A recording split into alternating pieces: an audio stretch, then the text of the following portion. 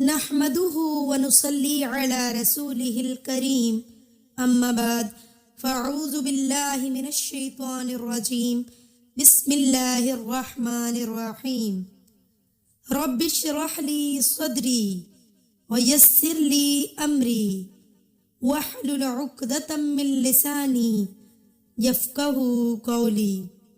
Lecture number 13 آیات 33 تا 35، پارہ 1 سورۃ البقرہ۔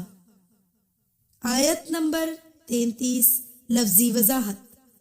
قال، اس نے فرمایا، یا آدم، اے آدم، انبئہم، انہیں بتا دے، باسمائہم، ان کے نام، فلما، سو جب، انبأہم، اس نے انہیں بتلائے، باسمائہم، ان کے نام، قال، اس نے فرمایا، الم، کیا نہیں، اقل، میں نے کہا، لکم، تمہیں، انی، کہ میں، اعلم، جانتا ہوں، غیب، چھپی ہوئی باتیں، السماوات، آسمان، والارض، اور زمین، اور اعلم،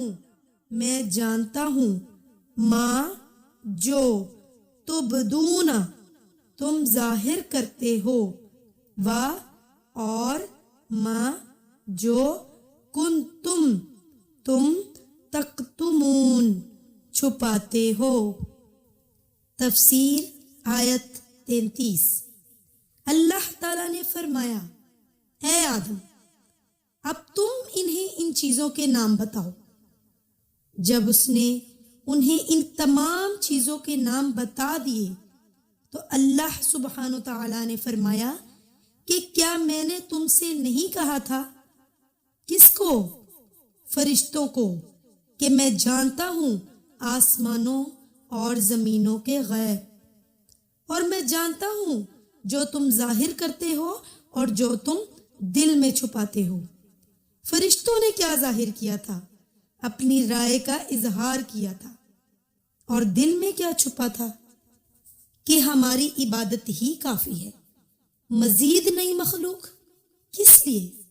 اس کے لیے ایک اور مثال بھی ہے، صرف مثال کی حد تک آپ کو بات سمجھانے کے لیے، کہ جب کوئی نیا بیبی پیدا ہوتا ہے، جب کوئی نیا بچہ پیدا ہوتا ہے، تو جو دوسرے پہلے سے موجود بڑے بہن بھائی ہوتے ہیں تو وہ تھوڑا فیل کرتے ہیں اس بات کو، اور وہ اپنے ماں باپ سے کہتے ہیں کہ یہ کس لیے، ہم لوگ کافی نہیں ہیں، ہم لوگ کافی نہیں ہیں آپ کے ساتھ محبت کے لیے۔ تو وہ تھوڑا اپنے ماں باپ کی توجہ جب ان سے ہٹ جاتی ہے تو وہ تھوڑا اس چیز کو محسوس کرتے ہیں۔ انسان کی عمومی نفسیات ہے کہ وہ اپنے علاوہ کسی دوسرے کا وجود برداشت نہیں کرتا۔ فرشتوں نے سامنے تو یہ کہہ دیا کہ انسان زمین میں فساد کرے گا، بگاڑ کرے گا، مگر دل میں یہ چھپا گئے کہ ہم ہی کافی ہیں عبادت کے لیے، تیری تسبیح بھی کر رہے ہیں، تقدیس بھی کر رہے ہیں۔ تو اللہ تعالیٰ نے فرمایا، نہیں، جو میں جانتا ہوں تم نہیں جانتے، تمہاری عبادت کی قسم اور ہے اور انسان کی عبادت کی قسم کچھ اور ہوگی۔ انسان اور فرشتوں کی عبادت میں کیا فرق ہے؟ مرضی اور اختیار۔ تمام ڈسٹریکشنز کے ہوتے ہوئے پھر اللہ کی طرف آنا، پوری محبت کے ساتھ آنا، ہر چیز کو پیچھے کر کے آنا۔ اور یہاں پر عبادت کی خاص قسم تسبیح نہیں بتائی گئی، بلکہ عبادت کی اعلیٰ ترین اور بہترین قسم علم بتایا گیا۔ فرشتوں کے مقابلے میں حضرت آدم علیہ السلام کے پاس علم زیادہ تھا۔ فرشتوں پر حضرت آدم علیہ السلام کی فوقیت علم کی بنا پر ہوئی، لہذا اس کا نتیجہ کیا ہوا اگلی آیت میں سنیے۔ آیت نمبر 34 لفظی وضاحت. وَإِذْ اور جب قُلْنَا ہم نے کہا لِلْمَلَائِكَةِ فرشتوں کو اسجدوا تم سجدہ کرو لِآدَمَ آدم کو فسجدوا تو انہوں نے سجدہ کیا الا سوائے ابلیس کی ابا اس نے انکار کیا واستکبر اور تکبر کیا وکانا اور وہ ہو گیا من سے الکافرین کافروں میں سے. تفسیر 34.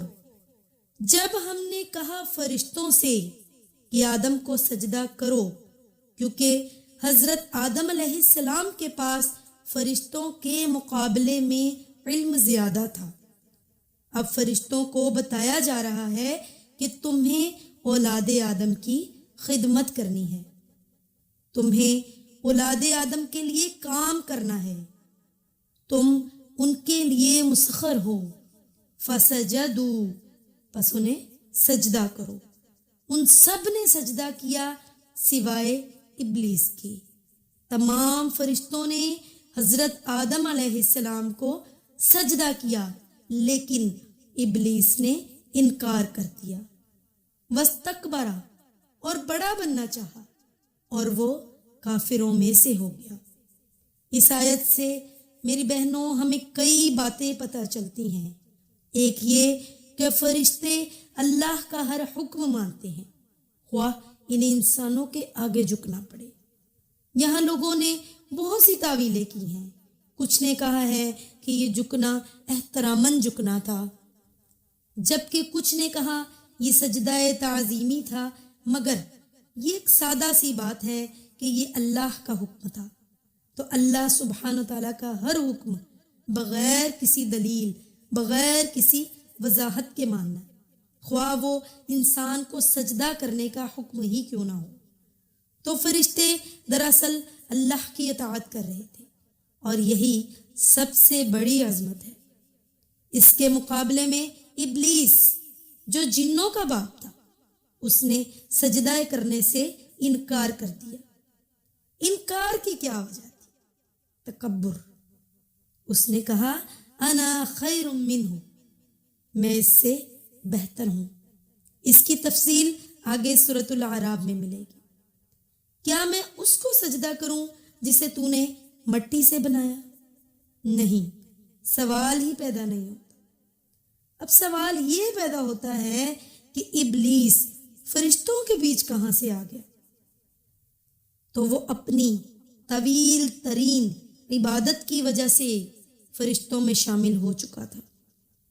اپنی طویل ترین عبادت کی وجہ سے وہ یہ مقام حاصل کر چکا تھا. حالانکہ وہ ایک جن تھا لیکن اپنی عبادت کی وجہ سے اپنا مرتبہ پا چکا تھا. فرشتوں کی صحبت میں تھا مگر فرشتوں کی صحبت کا بھی فائدہ نہیں ہوا. اچھی صحبت بھی تب ہی فائدہ دیتی ہے جب انسان خود درست ہو. اچھے دوست، اچھی کمپنی وہ تب ہی آپ کو فائدہ دے گی جب آپ خود درست ہوں گے، اور ظاہر کی عبادت فائدہ نہیں دیتی جب تک کہ انسان کا دل نہ جھکے. اور اصل عبادت بھی یہی ہے کہ اللہ کے مقابلے میں خود کو چھوٹا سمجھنا، انتہائی عاجزی اور بندگی کا اظہار کرنا. اس آیت سے ایک اور بات پتہ چلی کہ انسان کے سامنے دو قسم کے رویے ہیں، دو قسم کی صورتحال ہے. ایک شیطانی رویہ اور دوسرا فرشتوں کا رویہ. شیطانی رویہ کون سا ہے؟ تکبر کا رویہ، انکار کا رویہ. اور فرشتوں کا رویہ اللہ کے حکم کے آگے جھک جانا، خواہ اپنے سے کمتر کے آگے جھکنا کیوں نہ ہو. بعض اوقات کوئی انسان علم میں، عمر میں کم ہوتا ہے مگر بات ٹھیک کر رہا ہوتا ہے. یہ نہیں دیکھنا چاہیے کہ سامنے والا کون ہے، بلکہ یہ دیکھنا چاہیے کہ وہ کیا کہہ رہا ہے. وہ درست بات کر رہا ہے تو اسے بلا امتیاز قبول کریں، اس کے ساتھ ایگری کریں، اس کو مانیں. لیکن ہم اگر کسی کم علم کو دیکھیں تو فوراً کہہ دیتے اس کو کیا عقل ہے. اور ہمارے معاشرے میں عام طور پر عورتوں کو بھی ناقص العقل سمجھا جاتا ہے. کہا جاتا ہے کہ عورت کو کیا سمجھ ہے، اور عورت کہہ کر بعض اوقات کتنی بھی ویلیویبل بات ہو اسے اگنور کر دیا جاتا ہے. یہ سچ ہے کہ بعض اوقات کوئی شخص علم والا نہیں ہوتا، مگر خدا داد، صلاحیت، فہم، فراست، سمجھ اور حکمت بہت ہوتی ہے اس میں. وہ بہت عقل مندی کی باتیں بھی کہہ دیتا ہے، کیونکہ علم صرف ڈگریاں حاصل کرنے کا نام نہیں. اگر کوئی شخص کوئی اچھی بات کہتا ہے تو یہ مت دیکھیں کہ اس کے پاس کتنی ڈگریاں ہیں، بلکہ یہ دیکھیں کہ وہ بات کیا کر رہا ہے. اگر وہ بات درست کر رہا ہے، اچھی کر رہا ہے تو اسے قبول کر لینا چاہیے. اب ہمارے پاس دو آپشن ہیں. ایک تو یہ کہ جب اللہ کا حکم آئے تو اس کو مان لیں، فرشتوں کی طرح، جس طرح انہوں نے کیا.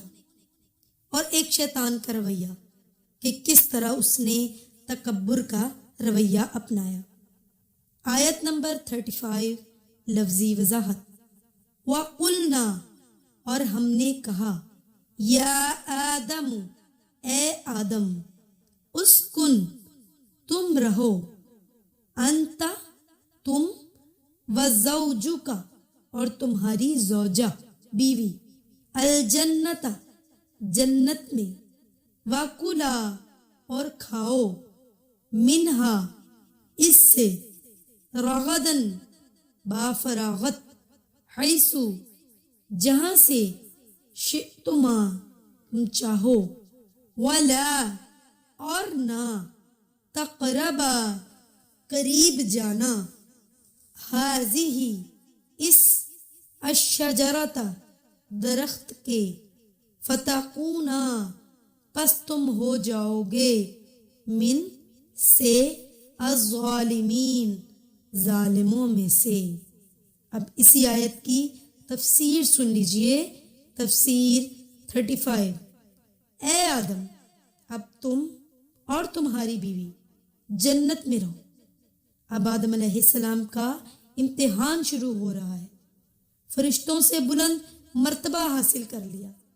کس بنیاد پر؟ علم کی بنیاد پر. اب آگے کیا ہوتا ہے؟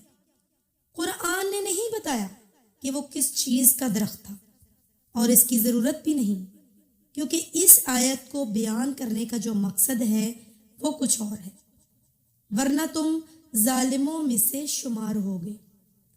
حضرت آدم علیہ السلام کو جنت میں بھیجا گیا. کیوں؟ امتحان کے لیے. اور امتحان کیا تھا؟ کہ جہاں سے مرضی کھاؤ مگر اس درخت کے قریب نہ جانا. اور ہوا کیا؟ شیطان پیچھے پہنچ گیا.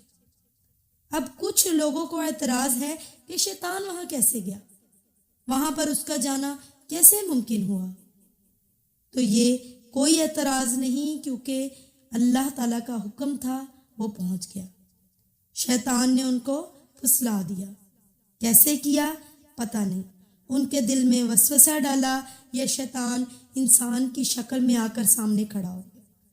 ہاں، وسوسے کا پتہ چلتا ہے حدیث سے کہ شیطان نے ان دونوں کو پھسلا دیا اور دونوں کو نکلوا دیا جس میں سے وہ تھے. وآخر دعوانا ان الحمد للہ رب العالمین. السلام علیکم ورحمۃ اللہ وبرکاتہ.